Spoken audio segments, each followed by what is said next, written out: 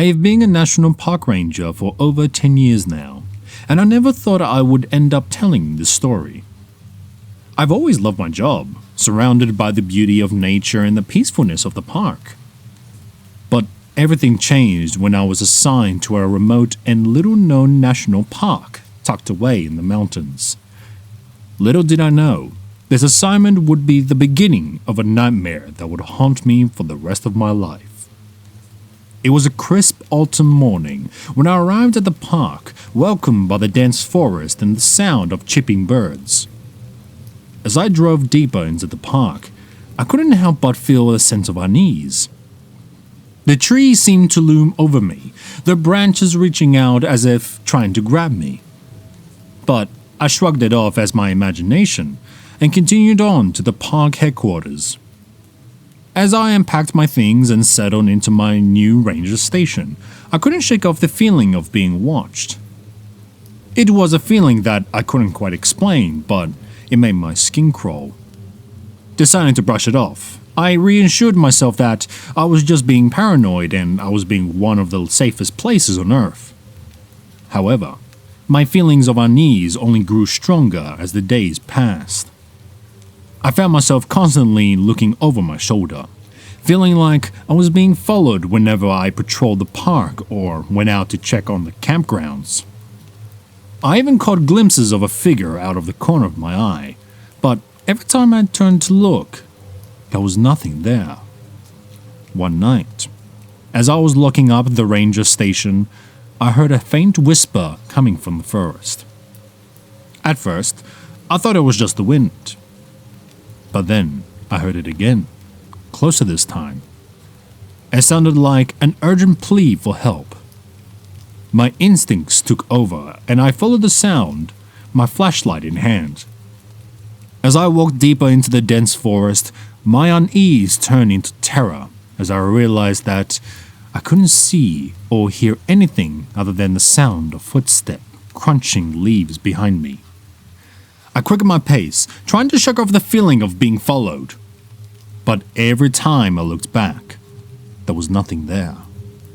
The whispering grew louder and more desperate as I continued on, until finally, I stumbled upon a dilapidated cabin hidden in the woods. Without thinking, I opened the door and stepped inside. The inside of the cabin was dark and musty, the only light coming from my flashlight. It was filled with old furniture and dusty trinkets. But what caught my attention was the sound of a woman sobbing coming from the back room. I cautiously made my way to the room, my heart racing with fear and curiosity. As I pushed open the door, I was met with a horrific sight.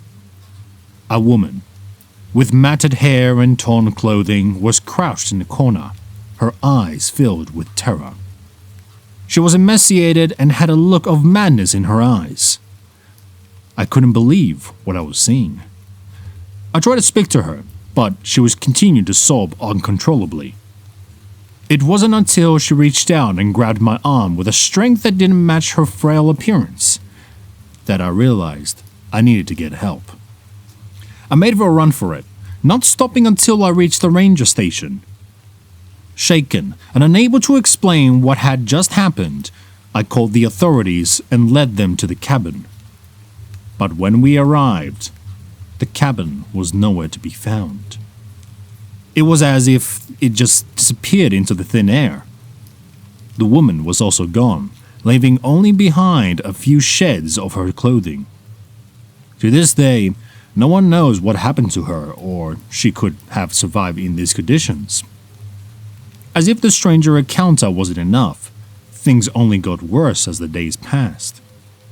Campers reported seeing shadowy figures lurking in the forest, and some even claimed that had been chased by something they couldn't see.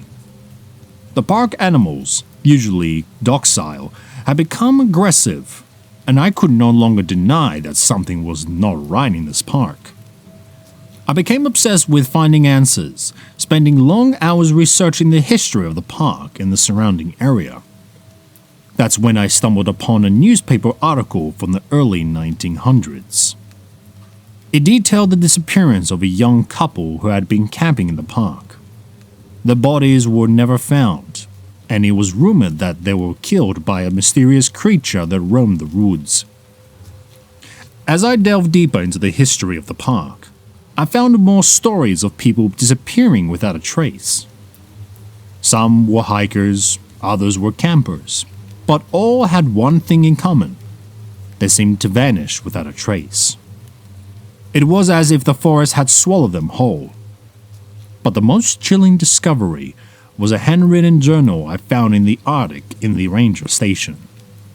It belonged to a former ranger who had also been stationed at this park.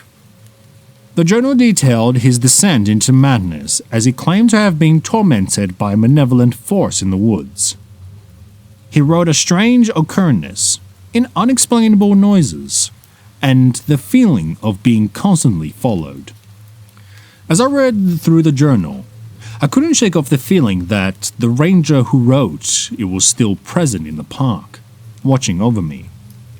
That's when I realized that the woman I had encountered in the cabin may have been one of the missing campers, a victim of the same force that had been tormenting the park for decades. With my newfound knowledge, I could no longer ignore the fact that something dark and evil had taken residence in this park.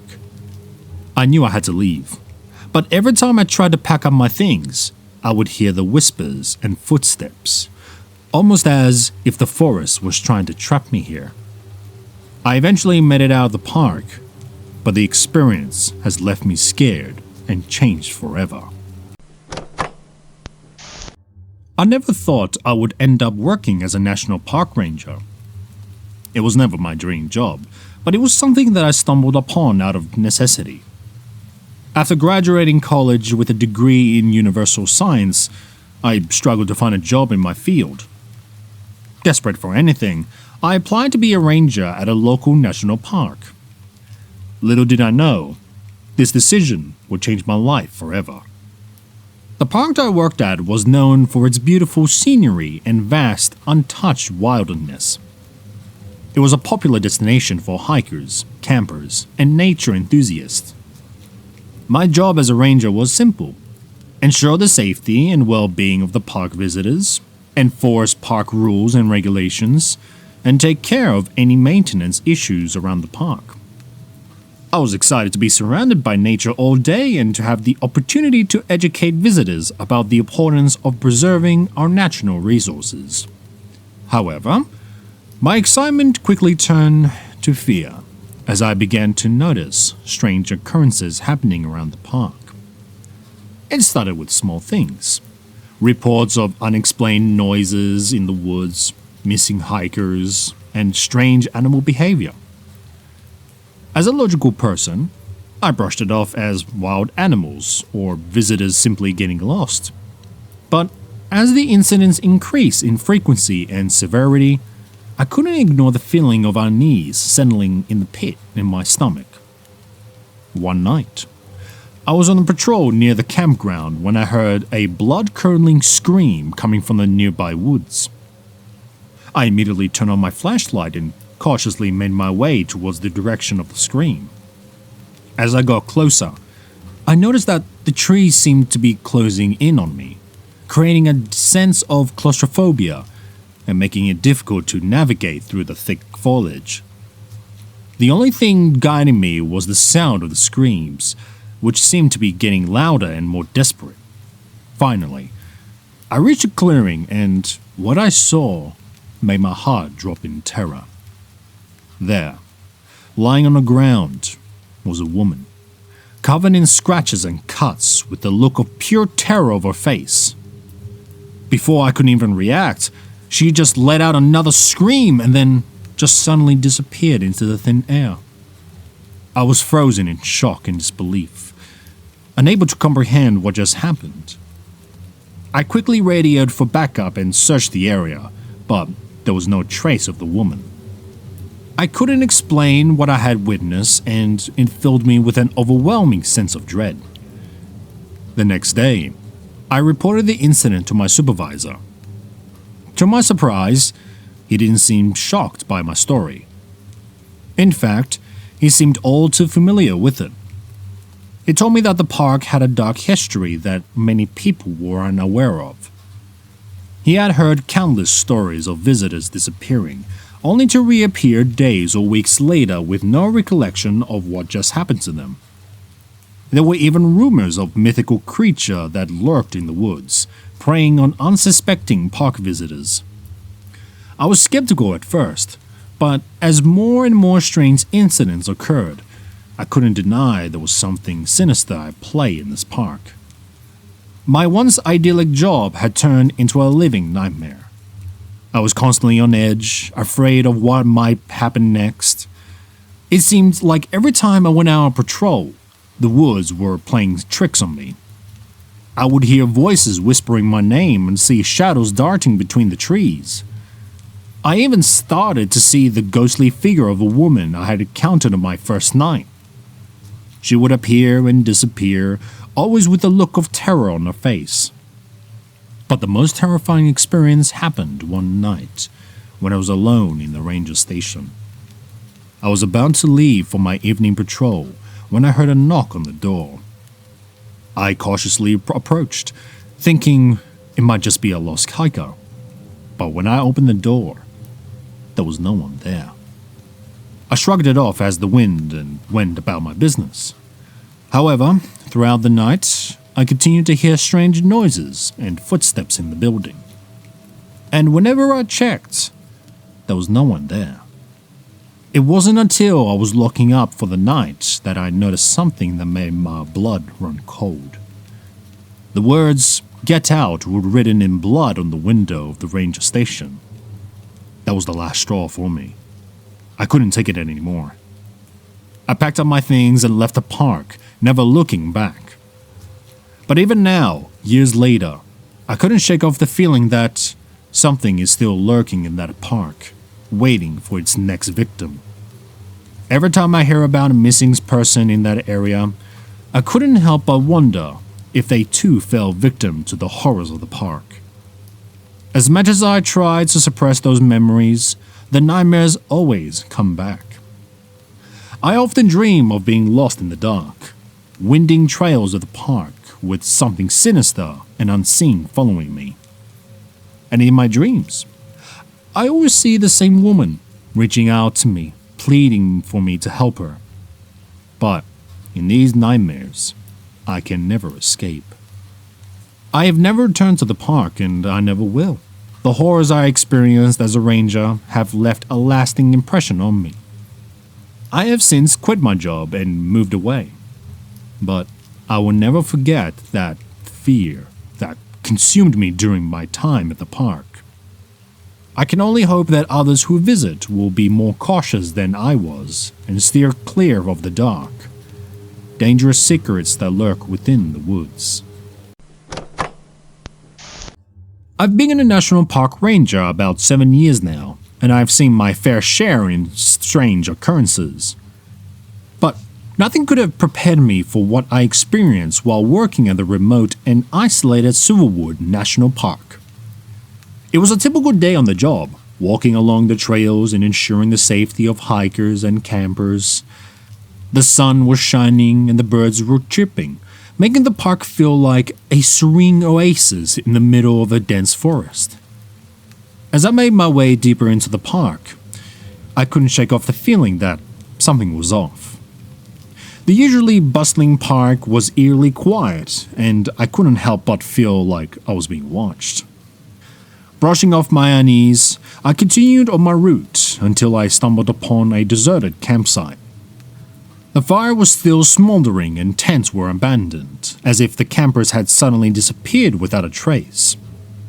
I radioed in to report the strange discovery, but before I could get a response, I heard a blood-curdling scream coming from the nearby creek. Without hesitation, I rushed towards the sound. As I approached the creek, I saw a figure standing in the bank, their back facing me. I called out, but there was no response. As I got closer, I realized it was a woman, her long black hair covering her face. I cautiously approached her, but before I could get close enough, she turned towards me and I saw her face. Her skin was a pale gray, her eyes were completely black, and her mouth was stretched into an eerie grin. I stumbled backwards, my heart racing in fear. That's when I noticed that behind her, the still waters of the creek were turning red. I turned and ran back to my vehicle, not stopping until I was miles away. My mind raced with fear and confusion, trying to comprehend what I had just witnessed. Once I was back at the ranger station, I immediately reported the incident to my supervisor and park officials. They searched the creek, but found nothing. No evidence of the woman or the red water. They claimed that it must have been a figment of my imagination, but I knew what I saw was real. From that day on, I made sure to avoid that particular area of the park and never spoke the encounter again. Months went by and everything seemed to return to normal.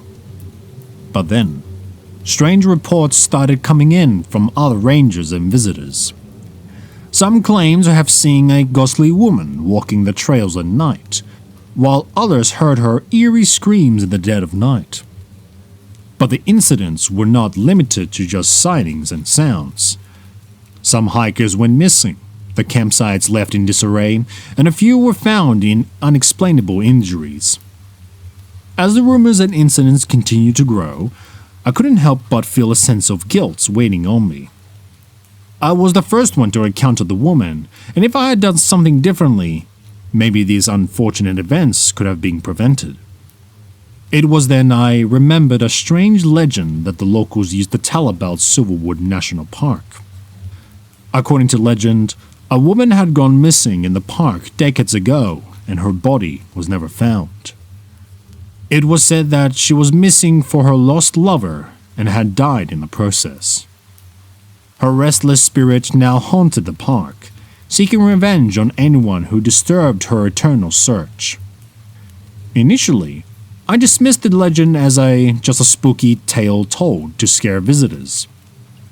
But now, I couldn't ignore the similarities between the legend and the recent incidents. I knew I had to do something to put an end to this before anyone else got hurt. Inspired the legend, I decided to dig deeper into the history of the park.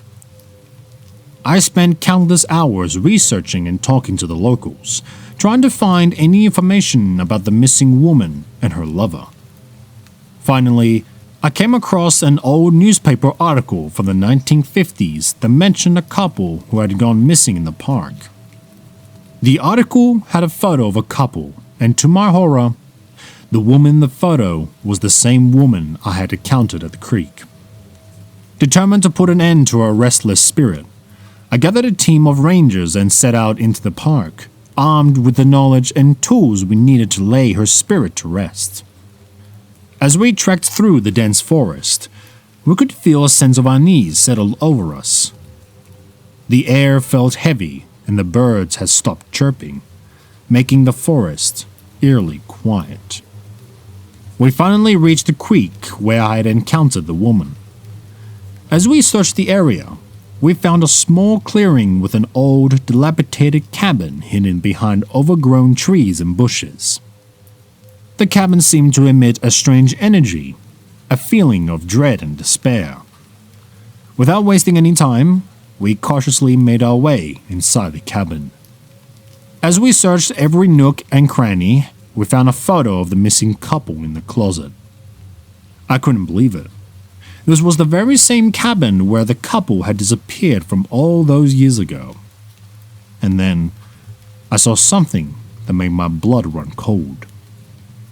In the photo, the woman had a striking resemblance to the ghostly woman, only her face was filled with happiness instead of the twisted grin I had seen. It became clear that the missing woman's spirit was trapped in this cabin, reliving the pain and suffering of her final moments. We knew what we had to do. We performed a ritual to release her spirit and finally lay her to rest. As we burned the photo in the fireplace, The cabin shook violently, and then everything fell silent. We left the cabin and never looked back.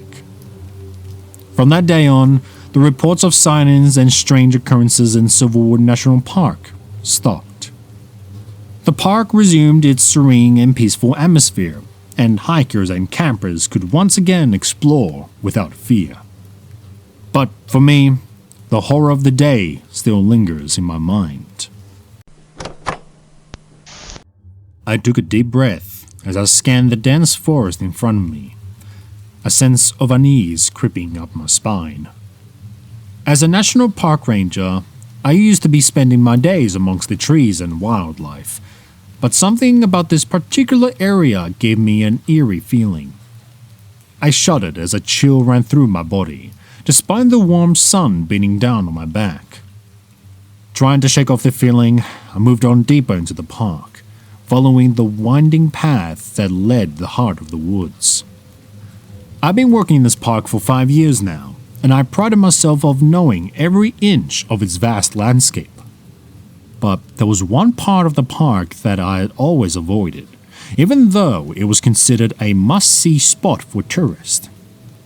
It was an old ranger station, perched on the edge of a cliff overlooking the sprawling valley below.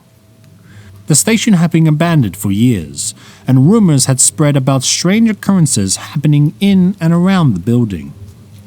Some claimed to have shadowy figures moving in the windows at night, while others spoke of hearing eerie whispers coming from within.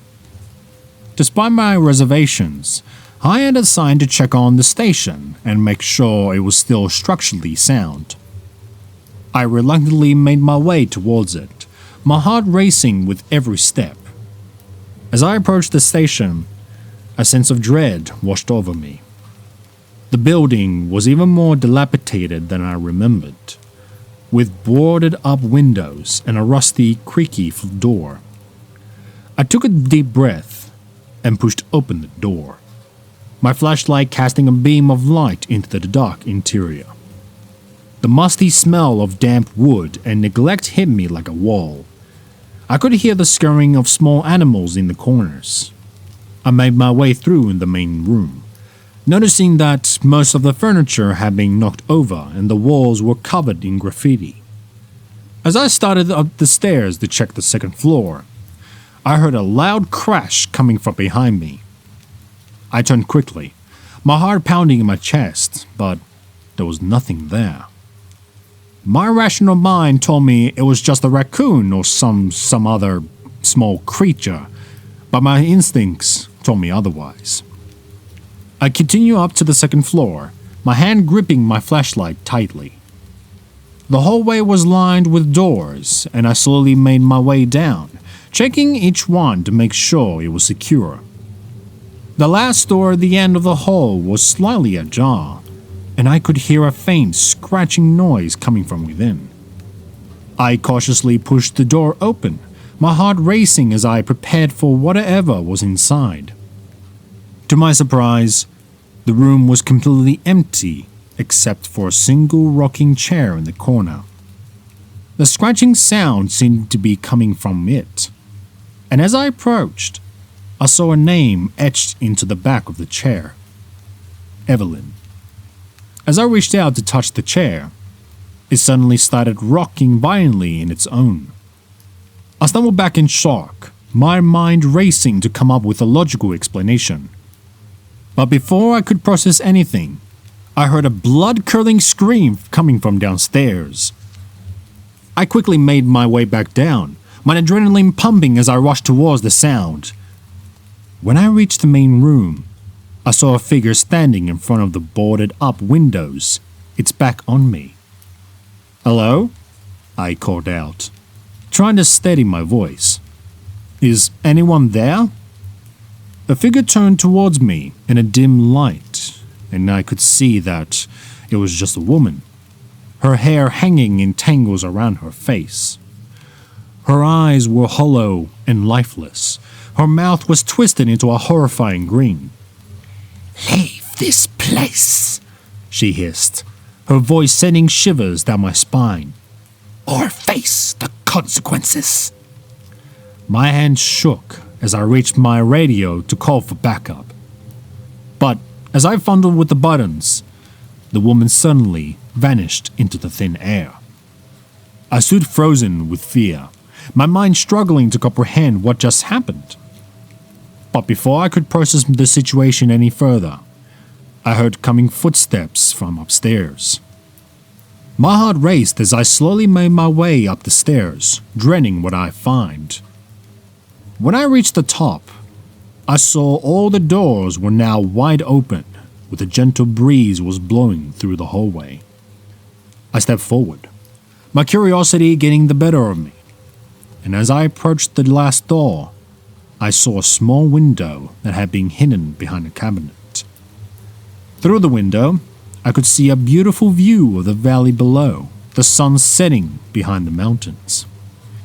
But what caught my eye was the figure standing outside, watching me with a malevolent grin. It was Evelyn, the same woman I had seen downstairs, but this time she was surrounded by a group of shadowy figures. I could hear their eerie whispers, urging me to join them, to leave the earthly realm and become a part of the twisted world. I quickly backed away, my heart pounding in my chest, and ran down the stairs out of the ranger station and into the safety of the bright sunlight. As I made my way back down to my own station, my mind couldn't help but replay the events of that day. The reports I wrote about the abandoned ranger station weren't detailed, simply stating that the building was unsafe and needed to be torn down. But deep down, I knew the truth. The national park I had loved and worked for it in years was home to something dark and dangerous. And I couldn't help but wonder what other secrets and horrors it held within its vast wilderness.